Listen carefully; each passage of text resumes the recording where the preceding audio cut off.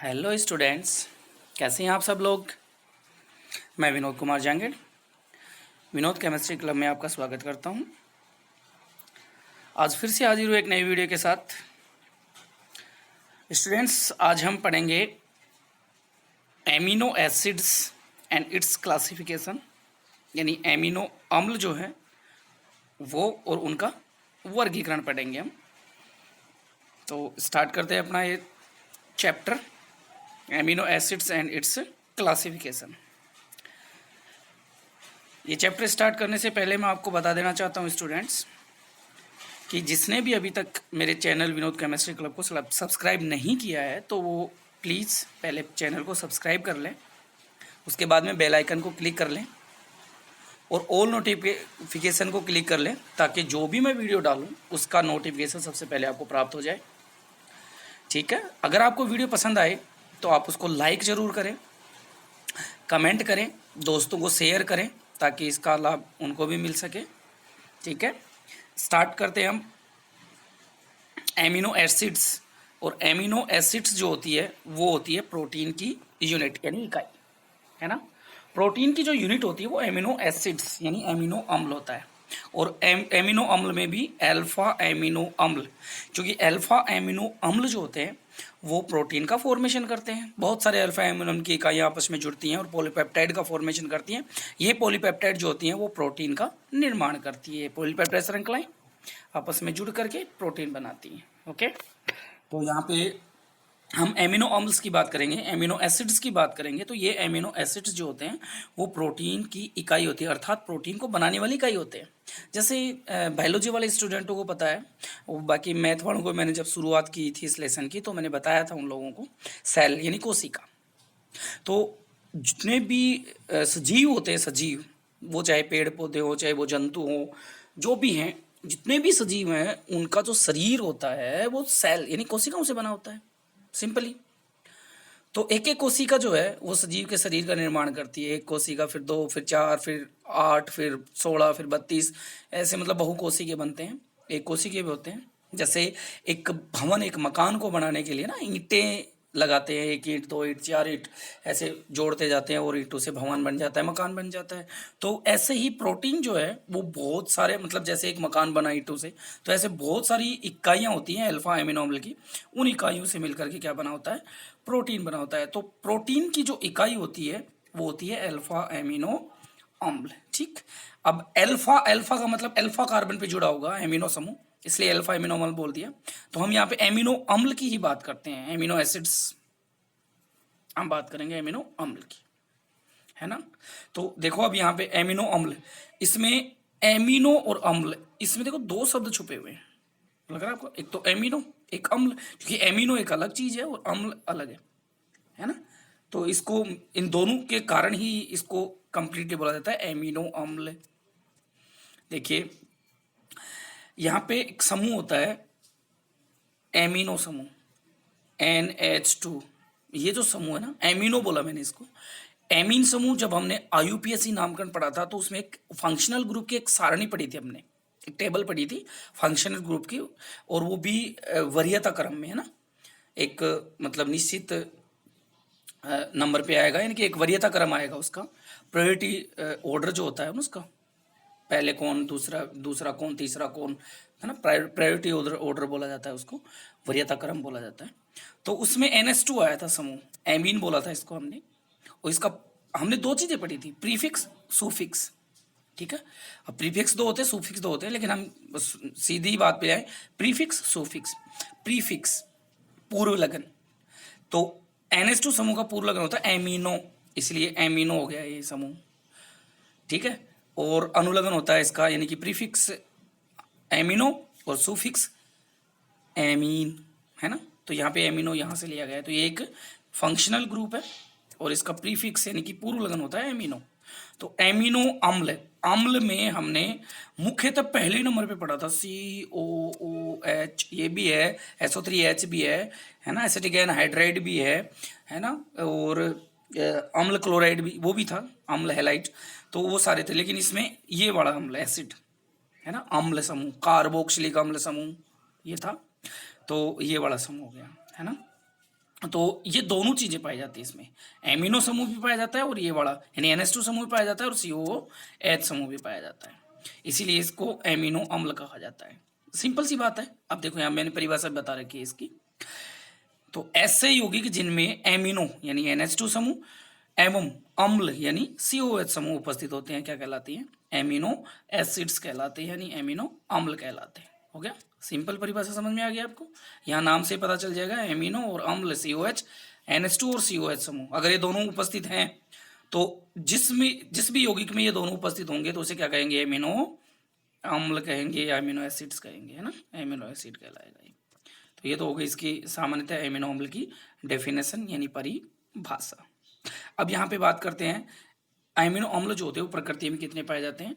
20 प्रकार के एमिनो अम्ल, यानी प्रकृति में 20 प्रकार के एमिनो अम्ल जो होते हैं वो पाए जाते हैं। 20 एमिनो अम्ल पाए जाते हैं, मैं कहूँ 20 एमिनो अम्ल, है ना, 20 एमिनो अम्ल पाए जाते हैं। लेकिन इनमें 20 कैसे? इनमें जो है ना संरचना लगभग अल्फा या बीटा गामा, लेकिन इनमें आर जो समूह होता है ना वो डिफरेंट होता है, अलग अलग होता है आर समूह। आर मतलब alkyl, CH3, C2H5, C3H7, C4H9 etc, ये एल्किल समूह होता है। यानी एल्केन के किसी भी कार्बन वाले, चाहे वो 1 वाला हो, 2 वाला हो, 5 वाला हो, 10 वाला हो, 15 वाला हो, 20 वाला हो, किसी भी एल्केन की किसी भी एक सदस्य के ना एक हाइड्रोजन को अगर हटा दिया जाए उसमें से तो एल्किल श्रेणी प्राप्त होती है। तो ये एल्किल आर से रिप्रेजेंट करते हैं ना, आर बराबर कुछ भी हो सकता है, 1 कार्बन, 2 कार्बन, 4 कार्बन, 10 कार्बन, है ना। तो ये एल्किल, तो इनमें एल्किल समूह जो होता है ना वो भिन्न भिन्न होता है। जैसे एग्जाम्पल भी दे रखा है अपन ने एमिनो अम्ल का, देखो ये पहला एग्जाम्पल है और ये ग्लाइसिन NH2, है ना, ये एमिनो और COH ये रहा, है ना, बीच में आर जो था ना वो ये रहा CH2, है ना, एक ही है, CH3 का था तो CH2 एक आर हो गया। तो ये NH2 CH2 COH, इसे बोलते हैं ग्लाइसिन, ठीक, इसे ग्लाइसिन बोलते हैं। दूसरा इसका एग्जाम्पल है एलेनिन, ये रहा एलेनिन। CH3 जहाँ पे हमने ये जो CH2 था ना इसका एक H हटाया हमने और इसकी जगह पे हमने CH3 जोड़ दिया, यहाँ पे CH रह जाएगा क्योंकि एक H हटा देंगे तो CH ही रह जाएगा ना 2 से, तो यहाँ पे CH रह गया, यहाँ पे CH3 जोड़ दिया। अगर ये CH3 जुड़ जाए इससे और फिर यहाँ इसी अल्फा वाले से NH2 जुड़ा हुआ है तो इसे बोलते हैं एलेनिन, है ना, तो ये एलेनिन हो गया। अब हम बात करते हैं, ये तो एमिनो अम्ल्स हो गए, इसके एग्जाम्पल्स हो गए, और 20 प्रकार के एमिनो अम्ल पाए जाते हैं जिसमें आर समूह अलग अलग होता है। अब हम बात करते हैं एमिनो अम्ल का वर्गीकरण, क्लासिफिकेशन ऑफ एमिनो अम्ल्स यानी एमिनो एसिड्स। तो इसका वर्गीकरण, क्लासिफिकेशन, एमिनो अम्लों का वर्गीकरण। तो एमिनो अम्लों का वर्गीकरण मतलब वो कितने प्रकार के होते हैं, किसके आधार पर इनके प्रकार बताए गए हैं, कितने प्रकारों में इनको बांटा गया है ना। तो यहाँ पे सबसे पहले हम बात करते हैं पहला प्रकार यानी किसके वर्गीकरण का, जो पहला टाइप है वो है NH2 समूह की स्थिति के आधार पर। यानी NH2 यानी एमिनो जो समूह है वो कहाँ पे स्थित है, कौन से कार्बन पे जुड़ा हुआ है, अल्फा पे है, बीटा पे है, गामा पे है, डेल्टा पे, कहाँ पे है ना। तो ये बड़ा है, तो NH2 समूह की स्थिति के आधार पर, तो हमारे सिलेबस में 3 दे रखे हैं NH2 समूह की स्थिति के आधार पर, मुख्यतः 3, अल्फा, बीटा और गामा। तो COH समूह के सापेक्ष यानी COH समूह के सापेक्ष, COH समूह क्योंकि मुख्य क्रियात्मक समूह गया तो 1 नंबर वो आएगा। अब इस 1 नंबर के बाद में कौन से कार्बन पे NH2 समूह जुड़ा हुआ है, एमिनो समूह जुड़ा हुआ है, इसके सापेक्ष जो होता है ना ये अल्फा, बीटा और गामा, ये 3 टाइप का होता है। तो यहाँ पे हम तीनों प्रकारों को एक एक करके पढ़ते हैं, अल्फा, बीटा, गामा। तो अल्फा एमिनो एसिड पहला हम पढ़े, तो इनमें क्या होता है NH2 यानी एमिनो जो समूह है, अल्फा एमिनो, अल्फा कार्बन पे एमिनो समूह जुड़ा हुआ है इसलिए इसको बोलेंगे अल्फा एमिनो एसिड। एसिड तो होगा COH, उसके रेफरेंस में NH2 समूह कहाँ जुड़ा होगा, अल्फा कार्बन पे, है ना। तो इनमें NH2 समूह जो होता है वो अल्फा कार्बन पे जुड़ा होता है, उपस्थित होता है ना। अर्थात अगर मैं कहूं कि COH समूह भी उसी कार्बन से जुड़ा होता है और NH2 समूह भी उसी कार्बन से जुड़ा होता है, यानी एक ही कार्बन से जुड़े होते हैं दोनों, COH और NH2। देखो एग्जाम्पल के लिए, इसीलिए इसको अल्फा एमिनो एसिड बोलेंगे। सबसे पहले लेते हैं एग्जांपल, वही ग्लाइसिन। देखो ये COH समूह हो गया, है ना, ये वाला, चलो इसको ऐसे देखते हैं, ये CO समूह जो COOH समूह हो गया, है ना, ये हो गया NH2 समूह। अब ये वाला समूह भी और ये वाला समूह भी दोनों इस कार्बन पे जुड़े हुए CH2 पे, एक ही कार्बन पे जुड़े हैं दोनों, इसीलिए इसको अल्फा एमिनो अम्ल कहा जाता है, यानी COH और NH2 दोनों एक ही कार्बन पे जुड़े होते हैं। देखो ये इसमें देखो एलेनिन, दूसरा उदाहरण, इसमें देखो COH और ये देखो NH2, है ना, दोनों एक ही कार्बन पे जुड़े हुए हैं, इसलिए इसको बोलते हैं अल्फा एमिनो अम्ल, यानी अल्फा कार्बन पे जुड़ा होता है। अब अल्फा कार्बन क्या होता है, चलो आपको थोड़ा सा और बताते हैं। अल्फा कार्बन का मतलब क्या होता है, देखो यहाँ पे ये हो गया मुख्य क्रियात्मक समूह COH, ठीक है।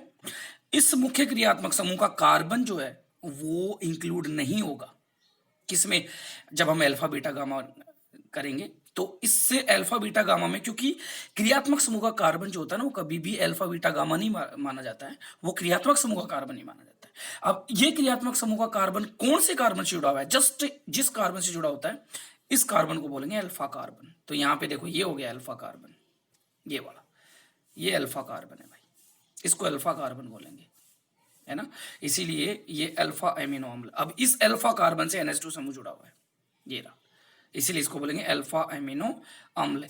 और ऐसा ही इसमें है, ऐसा ही इसमें भी है अल्फा एमिनो अम्ल, ठीक है। तो यहाँ पे ये बात हो गई पहले प्रकार की अल्फा एमिनो अम्ल NH2 समूह की स्थिति के आधार पर। दूसरा है बीटा एमिनो अम्ल, यानी बीटा एमिनो एसिड।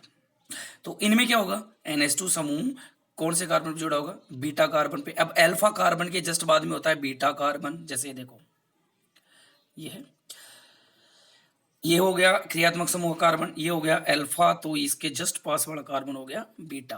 तो ये अल्फा है तो ये बीटा है ना, तो बीटा से कौन जुड़ा हुआ है, NH2 समूह जुड़ा हुआ है, इसलिए इसे बोलेंगे बीटा एमिनो अम्ल। और इसका एग्जाम्पल क्या हो गया, बीटा एमिनो प्रोपेनोइक अम्ल, जो कि 3 कार्बन का हो गया ना, 1 2 और 3 कार्बन, है ना। तो ये 3 कार्बन की श्रृंखला होगी तो प्रोपेन हो गया, क्योंकि ये मुख्य क्रियात्मक समूह है, इसका अनुलग्न जो लगता है, यानी प्रीफिक्स जो इसका सॉरी सुफिक्स जो लगता है वो लगता है ओइक एसिड, ठीक है। तो ये हो गया बीटा एमिनो, क्योंकि एमिनो का प्रीफिक्स लगेगा ना, पूर्व लगन लगेगा, क्योंकि मुख्य क्रियात्मक समूह ये है, तो ये हो जाएगा बीटा एमिनो प्रोपेनोइक, यानी 3 वाला है ना, 3 कार्बन को प्रोपेन बोलेंगे, ओइक एसिड जोड़ेंगे तो प्रोपेनोइक एसिड, ठीक है, ये हो जाएगा। तीसरे नंबर पे है गामा एमिनो अम्ल, गामा एमिनो एसिड, है ना, गामा, यानी बीटा के बाद में यहाँ बीटा कार्बन था, ये इसके बाद में एक कार्बन और जुड़ जाएगा तो उस कार्बन को बोलेंगे गामा कार्बन, है ना, 3 कार्बन जुड़ जाएंगे यहाँ पे। तो देखो यहाँ पे इसमें NH2 समूह जो होता है ना, ये वाला, ये कौन से कार्बन पे होता है, गामा कार्बन पे उपस्थित होता है, किसमें, गामा एमिनो अम्ल, NH2 समूह गामा कार्बन पे उपस्थित होता है। अब देखो यहाँ पे ये मुख्य क्रियात्मक समूह हो गया, ये पहला कार्बन अल्फा, ये बीटा और ये गामा, देखो दर्शा रखा है मैंने यहाँ पे, तो अल्फा बीटा और ये गामा, और गामा से कौन जुड़ा हुआ है, NH2 समूह, देखो ये जुड़ा हुआ है, गामा से जुड़ा हुआ है ना NH2 समूह, इसलिए इसको बोलेंगे गामा एमिनो ब्यूटेनोइक अम्ल। ब्यूटेनोइक अम्ल मतलब 4 कार्बन की श्रृंखला हो रही है, देखो ब्यूटेन 4 कार्बन को बोलते हैं, 1 कार्बन 2 कार्बन 3 कार्बन और 4 कार्बन, क्योंकि क्रियात्मक समूह का कार्बन मुख्य श्रृंखला में सम्मिलित होगा, लेकिन अल्फा के लिए जो जिससे मुख्य क्रियात्मक समूह जुड़ा होता है ना वो कार्बन होता है अल्फा, इसलिए ये कार्बन, ये COH समूह जिस कार्बन जुड़ा होगा वो अल्फा, ये हो गया, ये बीटा और ये गामा, गामा पे NH2 समूह जुड़ा हुआ है, इसीलिए इसको बोलेंगे गामा एमिनो ब्यूटेनोइक अम्ल। क्या 4 का होगा ना, 1 2 3 4, तो ब्यूटेन ओइक अम्ल, इसका अनुलग्न लगा देंगे तो ब्यूटेनोइक अम्ल, ठीक है। यस, ये हो गया किसके आधार पर, NH2 समूह की स्थिति के आधार पर 3 प्रकार का, अल्फा बीटा और गामा, ओके, ये 3 प्रकार का हो गया, समझ में आ गया, उदाहरण आप याद रखना। इसके बाद में दूसरे नंबर का जो क्लासिफिकेशन है इसका वो है COOH व NH2 समूह की संख्या के आधार पर, यानी COOH समूह और NH2 समूह इन दोनों की संख्या के आधार पर कि इनकी संख्या कितनी कितनी है, किसकी ज्यादा है किसकी कम है, इसके आधार पर जो होता है एमिनो अम्ल वो 3 प्रकार का होता है भाई, 3 टाइप्स। कौन कौन से, देखो सबसे पहली बात करते हैं उदासीन एमिनो अम्ल, है ना, न्यूट्रल, इसको बोलते हैं न्यूट्रल एमिनो एसिड, ठीक है, ये न्यूट्रल एमिनो एसिड है। उदासीन, उदासीन का मतलब क्या हो गया भाई, देखो एक अभिक्रिया हमने पढ़ी थी पहले, है ना, उसका नाम था उदासीनीकरण, कभी पढ़ी होगी अपन ने, है ना, उदासीनीकरण। और उदासीनीकरण का मतलब होता है अम्ल और क्षार आपस में क्रिया करते हैं, एक दूसरे के गुणों को खो देते हैं और क्या बनाते हैं, लवण और जल का निर्माण करते हैं, जो उदासीन पदार्थ होता है, जो प्रोडक्ट बनता है वो उदासीन होता है ना, न्यूट्रल होता है। लवण और जल कौन बनाते हैं? अम्ल और क्षार की क्रिया द्वारा जनरली ये होता है। तो उदासीनीकरण का मतलब क्या हो गया? यदि उतनी मात्रा में अम्ल लें, उतनी मात्रा में क्षार लें, दोनों आपस में क्रिया करेंगे, दोनों के गुण खो जाएंगे और एक उदासीन पदार्थ बन जाएगा। तो इसका मतलब यदि अम्ल और क्षार की संख्या समान हो, तो क्योंकि NH2 समूह जो होता है ना वो क्षारीय होता है, इसके गुण धर्मों में पढ़ेंगे अपन। और CO समूह जो होता है वो कैसा होता है? अम्लीय, क्योंकि अम्ल बात कर रहे थे अपन पहले ही, तो ये तो अम्लीय हो गया और ये कैसा होता है? क्षारीय होता है। इसलिए अगर दोनों बराबर हैं तो इसका मतलब दोनों आपस में गुण खो देंगे और उदासीन हो जाएगा। तो इसलिए अगर दोनों की संख्या समान हो तो क्या हो जाएगा? उदासीन एमिनो अम्ल। और अगर एक की भी ज्यादा हो गई, अगर NH2 की होगी तो क्षारीय और COH की होगी तो अम्लीय गुण आ जाएगा, इसलिए वो अम्लीय हो जाएगा। तो देखो सबसे पहले हम उदासीन एमिनो अम्ल की बात करते हैं।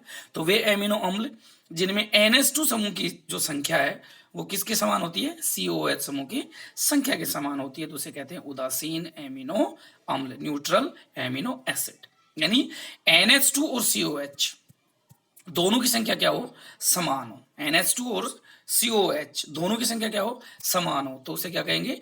उदासीन एमिनो अम्ल। जैसे एग्जांपल के लिए देखिए ग्लाइसिन, देखो एक COH है और एक ही NH2 है, दोनों की संख्या समान है, इसलिए क्या हो गया ये? उदासीन, क्योंकि उतना ही अम्ल उतना ही क्षार, अपने गुणों को खो दिया, उदासीन बन गया। दूसरा है एलेनिन, देखो ये रहा COH एक और NH2 एक, देखो ये रहा, ठीक है, दोनों की संख्या समान, इसका मतलब कैसा हो गया? न्यूट्रल, दोनों एक दूसरे गुणों को खो देंगे और उदासीन। तो उदासीन का उदाहरण क्या हो जाएगा?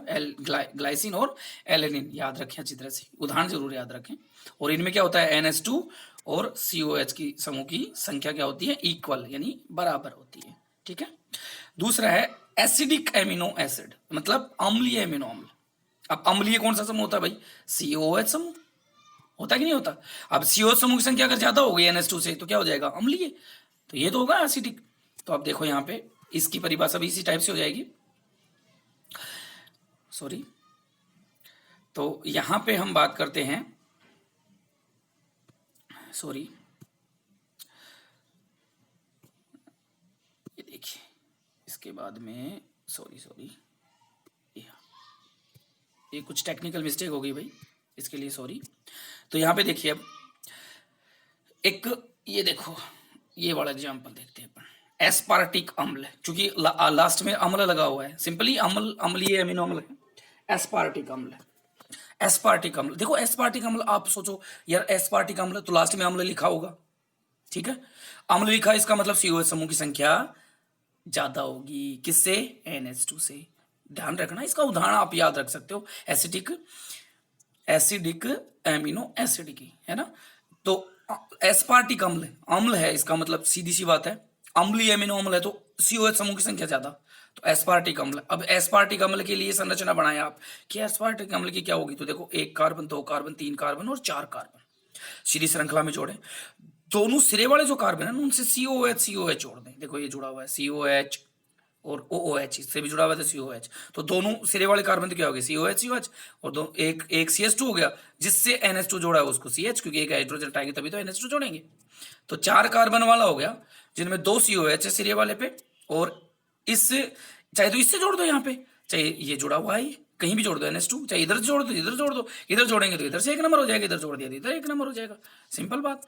तो यहाँ पे हो गया, इस पे देखो ये अल्फा भी जुड़ा हुआ है ना, तो यहाँ पे एक NH2 समूह जुड़ा हुआ है, तो दो COH और एक NH2, तो अम्लीय एमिनो अम्ल हो गया, क्योंकि एक COH की संख्या ज्यादा होगी, अर्थात अम्ल की संख्या ज्यादा होगी, तो अम्लीय एमिनो अम्ल, क्योंकि एक एक ये दोनों तो आपस के गुणों को खोलेंगे, लेकिन ये तो अधिक हो गया ना, इसलिए एमिनो अम्ल कैसा हो गया? एसिडिक एमिनो अम्ल, एस्पार्टिक अम्ल।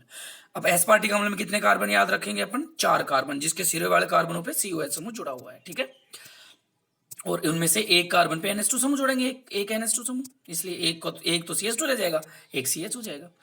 अब हम बात करते हैं ग्लूटामिक अम्ल, और ग्लूटामिक अम्ल में कैसे याद रखेंगे? वही अम्लीय एमिनो अम्ल है, तो इसका मतलब COH की संख्या ज्यादा, तो देखो पांच कार्बन बनाए, एक दो तीन चार और पांच, ठीक है। अब ये पांच कार्बन वाली श्रृंखला बनाएंगे, सिरे वाले दोनों कार्बन पे क्या जोड़ देंगे? COH, वही। अब देखो जिससे एक NH2 जोड़ रहे हैं, चाहे तो इधर वाले सिरे वाले से जोड़ दें और चाहे इधर वाले से जिससे जुड़ा हुआ है, इधर जोड़ेंगे तो एक हाइड्रोजन हटा देंगे CH2 का, और अगर इधर जोड़ेंगे तो एक हाइड्रोजन इधर हटा दिया, ये देखो ये जोड़ा, तो इधर से जोड़ दिया तो यहाँ पे एक हाइड्रोजन हटा दिया, तो ये CH रह गया, NH2 जोड़ दिया, तो यहाँ पे COH कितने हो गए? दो, NH2 कितना रह गया? एक। अरे हुआ कि नहीं? हो गया ना, तो ये हो गया। तो अब देखो यहाँ पे ये CH2 रह गया, यहाँ पे ये CH हो गया क्योंकि एक हाइड्रोजन हटा करके NH2 जोड़ दिया। तो NH2 यानी क्षारीय समूह की संख्या कम हो गई और COH की संख्या ज्यादा हो गई, यानी कि अम्लीय समूह ज्यादा हो गया। तो इसीलिए इसको बोलेंगे अम्लीय एमिनो अम्ल, और इसका नाम है ग्लूटामिक अम्ल। तो एस्पार्टिक अम्ल और ग्लूटामिक अम्ल इसके उदाहरण याद रखना। ओके, अब हम बात करते हैं क्षारीय एमिनो अम्ल, बेसिक एमिनो एसिड। क्षारीय एमिनो अम्ल, सीधी सी बात है भाई, क्षारीय समूह कौन है? NH2 है। अब इसका मतलब NH2 समूह की अगर संख्या COH से ज्यादा हो जाएगी तो क्षारीय हो जाएगा। तो अगर NH2 की संख्या ज्यादा हो जाए तो देखो वे एमिनो अम्ल जिनमें NH2 समूह की संख्या किससे ज्यादा होती है? COOH समूह से अधिक होती है। किसकी? NH2 समूह की संख्या COH समूह से अधिक होती है, तो उसे कहेंगे क्षारीय एमिनो अम्ल, है ना। अरे NH2 समूह की संख्या क्षारीय समूह की संख्या ज्यादा हो जाए COH से तो क्षारीय एमिनो अम्ल कहलाएगा। ठीक, एग्जाम्पल देखो, लाइसिन। लाइसिन में आप देखो, लाइसिन का क्या है, हमने एस्पार्टिक अम्ल में देखा 4 कार्बन, ग्लूटामिक अम्ल देखा 5 कार्बन, है ना, और सिरे वाले पे COH जुड़ा हुआ था। जबकि अब देखो लाइसिन में क्या होगा, 1 carbon, 2 carbon, 3 carbon, 4 carbon, 5 carbon, 6 carbon, यानी ग्लूटामिक अम्ल से 1 कार्बन ज्यादा। लेकिन इसमें COH समूह केवल एक ही सिरे पे जोड़ेंगे, चाहे इधर तो जोड़ दो और चाहे इधर से जोड़ दो, है ना। एक सिरे पर COH समूह जोड़ देंगे। तो यहाँ पे हमने जोड़ रखा है एक Cl पे COH समूह, फिर इसके जस्ट पास वाले पे हम अल्फा एमिनो अम्ल होगा, तो जस्ट पास वाले पे क्या जोड़ेंगे हम? NH2 समूह। देखो ये जोड़ दिया, ठीक है, क्योंकि एक H हट जाएगा। अब बाकी के CH2 होंगे सारे, और लास्ट वाले पे हमने जोड़ दिया NH2। तो 2 NH2 समूह हो गए, देखो ये रहे।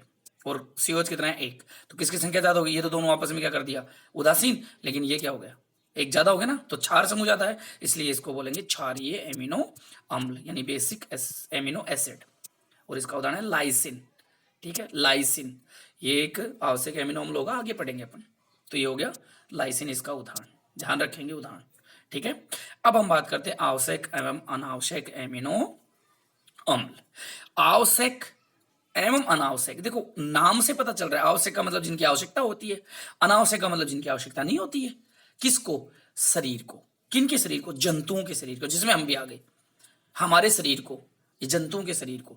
जिन एमिनो अम्ल की आवश्यकता होती है उन्हें आवश्यक एमिनो अम्ल, और जिन एमिनो अम्ल की आवश्यकता नहीं होती है उन्हें अनावश्यक एमिनो अम्ल। अब आवश्यकता होती है नहीं होती है वो कैसे होगी, चलो इसको पढ़ेंगे अब, आवश्यक और अनावश्यक एमिनो अम्ल को डिटेल से। तो हम सबसे पहले बात करते हैं आवश्यक एमिनो अम्ल, है ना, एसेंटाइल एमिनो एसिड, आवश्यक एमिनो अम्ल, इसे एसेंटाइल एमिनो एसिड बोला जाता है, आवश्यक एमिनो अम्ल को। तो आवश्यक का मतलब क्या होता है?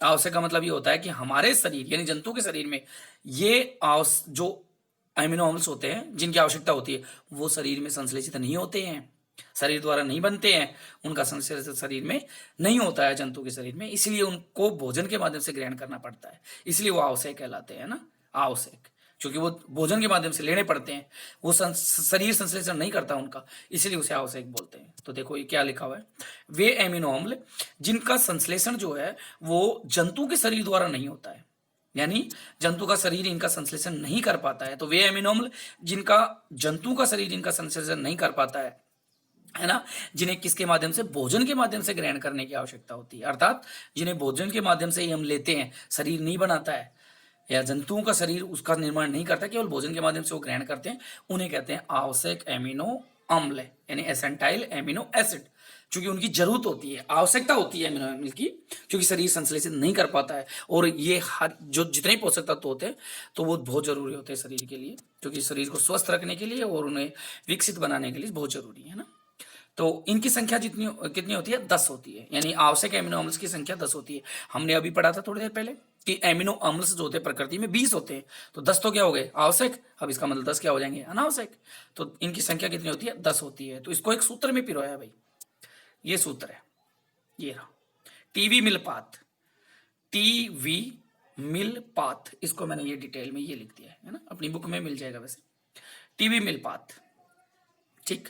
T for tryptophan, V for valine, M for methionine, I for isoleucine और एल फॉर ल्यूशिन, और फिर एल फॉर लाइसिन, अभी पढ़ा था अपन ने, क्षारीय एमिनो अम्ल का उदाहरण लाइसिन, वो ये आवश्यक एमिनो अम्ल है ना, मैंने बोला था ना अभी थोड़ी देर बाद में पढ़ेंगे अपन आवश्यक एमिनो।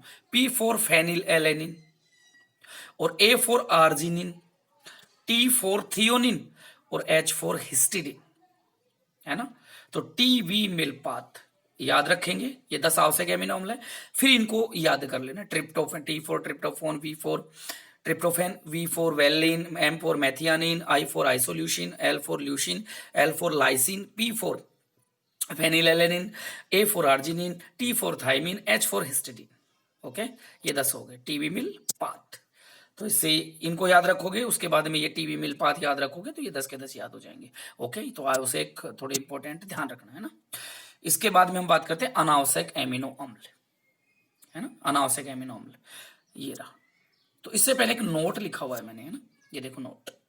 नोट का मतलब है आवश्यक एमिनो अम्ल के लिए कि दूध होता है जिसको हम पीते हैं, भैंस का दूध, गाय का दूध, तो मिल्क जो होता है दूध, इसमें एक प्रोटीन पाई जाती है, उस प्रोटीन का नाम है केसिन प्रोटीन।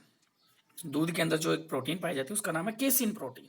और ये केसिन प्रोटीन जो होते हैं ना, इस केसिन प्रोटीन में जितने भी आवश्यक एमिनो अम्ल होते हैं, सभी आवश्यक एमिनो अम्ल 10 ही तो हैं भाई, टीबी मिल पाथ, ये सारे टीबी मिल पाथ इस दूध की केसिन प्रोटीन में क्या होते हैं, उपस्थित होते हैं, पाए जाते हैं। सिंपल सी बात है, हमें दूध का सेवन अच्छी तरह से करना चाहिए, ज्यादा मात्रा में करना चाहिए, जिससे कि हमें सारे 10 के 10 आवश्यक एमिनो अम्ल प्राप्त हो जाए, हमें मिल जाए। Okay, right. तो इस प्रकार से हमें दूध का सेवन करना है, जो ताकि हमें सारे आवश्यक अमीनो अम्ल प्राप्त हो जाए, क्योंकि हमारा शरीर इनको संश्लेषित नहीं करता, इनकी तो हमें आवश्यकता होती है, भोजन के माध्यम से ग्रहण करना पड़ता है। तो दूध पियो, कैसिन प्रोटीन मिलेगी और उसके अंदर सारे आवश्यक अमीनो अम्ल उपस्थित होंगे। ओके, अब यहाँ पे बात करते हैं अनावश्यक एमिनो अम्ल, यानी non essential amino acid. Okay, non essential amino acid यानी वे एमिनो अम्ल जिनका जंतु के शरीर में क्या हो जाता है भाई, संश्लेषण, यानी जिनका जंतु के शरीर जो होता है वो संश्लेषण कर लेता है, जिन्हें भोजन के माध्यम से ग्रहण करना ही नहीं पड़ता है, क्या कहलाते हैं, अनावश्यक। सिंपल सी बात है कि भाई शरीर बना लेगा, उनकी आवश्यकता ही नहीं होगी, वो ऑलरेडी बना लेता है शरीर, तो उनको भोजन के माध्यम से ग्रहण करो या ना करो कोई फर्क नहीं पड़ेगा, इसलिए अनावश्यक है अमीनो अम्ल। फिर भी हमें भोजन तो करना ही होता है, उसमें जाए या ना जाए, लेकिन उनका कोई यूज नहीं होगा, तो इसलिए अनावश्यक है अमीनो अम्ल। तो वे अमीनो अम्ल जिनका संश्लेषण जंतु के शरीर द्वारा कर लिया जाता है ना, हो जाता है, तथा जिन्हें भोजन के माध्यम से ग्रहण करने की आवश्यकता नहीं होती है ना, अनावश्यक एमिनो अम्ल यानी नॉन एसेंटाइल एमिनो एसिड कहलाते हैं भाई, है ना। ये सभी ये भी कितने होते हैं संख्या में, 10 यानी 10 होते हैं। इनकी भी संख्या कितनी होती है, 10 होती है। अनावश्यक एमिनो अम्ल भी 10 होते हैं, जिनको हमें भोजन के माध्यम से ग्रहण करने की आवश्यकता नहीं होती है, वो संश्लेषित हो जाते हैं जंतुओं के शरीर द्वारा। ओके, अब इनमें देखो अपन ने ग्लाइसिन पढ़ा था, एलेनिन पढ़ा था, एस्पार्टिक अम्ल पढ़ा था, ग्लूटामिक अम्ल पढ़ा था, अभी पढ़ा था थोड़ी देर पहले, ये सारी चीजें। तो ये कुछ उदाहरण है अनावश्यक एमिनो अम्लों के। आपसे पूछेगा वो अनावश्यक एमिनो अम्ल के 2 उदाहरण दीजिए, 3 उदाहरण दीजिए, है ना, इस टाइप से। तो आपको ग्लाइसिन, एलेनिन, एस्पार्टिक अम्ल और ग्लूटामिक अम्ल बहुत है, 4 याद रखना, बाकी 10 है। आपकी बुक में एक सारणी सी दे रखी है, वहां पे भी आप इसको देख सकते हैं ना, जितनी आवश्यकता है अपन ने उतना पढ़ा है। ओके, तो वहां पे भी आप इसको देख सकते हो, वहां पे भी मिल जाएंगे। तो यहाँ पे अनावश्यक और आवश्यक दोनों प्रकार के एमिनो एसिड्स हो गए, आवश्यक और अनावश्यक, ठीक है। तो यहाँ पे ये जो क्लासिफिकेशन है एमिनो एसिड्स का, एमिनो अम्ल का, वो कंप्लीट हुआ। ये कंप्लीट क्लासिफिकेशन हमने पढ़ लिया है एमिनो एसिड का। अब नेक्स्ट वीडियो के अंदर हम पढ़ेंगे एमिनो अम्ल के गुण और पेप्टाइड, पॉलीपेप्टाइड और प्रोटीन, है ना। तो इसके बाद में 1-2 वीडियो और है प्रोटीन का, फिर प्रोटीन खत्म हो जाएगी। इसके बाद में हम विटामिन और एंजाइम्स को पढ़ेंगे, हार्मोन्स को पढ़ेंगे, ठीक है। तो आज का वीडियो यहीं तक, एमिनो एसिड्स का वर्गीकरण, क्लासिफिकेशन ऑफ एमिनो एसिड्स। तो आई होप आपको वीडियो जरूर पसंद आया होगा। पसंद आया तो लाइक जरूर करें, ठीक है, कमेंट करें, नहीं पसंद आया तो डिसलाइक करें, कोई दिक्कत नहीं भाई। अगर नहीं पसंद आया तो कोई दिक्कत नहीं, डिसलाइक करें, लेकिन लाइक आए तो पसंद करें, इसको लाइक करें, ठीक है। पसंद आया तो इसको लाइक कर दें, कमेंट कर दें, दोस्तों को शेयर करें ताकि उनको भी इसका फायदा हो। और लेकिन चैनल को सब्सक्राइब जरूर करें, अगर नहीं किया है तो चैनल सब्सक्राइब कर लें, ऑल के आइकन पर क्लिक कर दें, यानी बेल आइकन होगा, घंटी का आइकन होगा, उसको दबाएंगे, ऑल आएगा, ऑल के ऊपर क्लिक करेंगे तो आपको जितने भी मैं वीडियो डालूंगा, इसमें जब भी वीडियो डालूंगा, कोई भी नया वीडियो डालूंगा, उसका नोटिफिकेशन आपको प्राप्त हो जाएगा, ठीक है। Okay, thank you so much.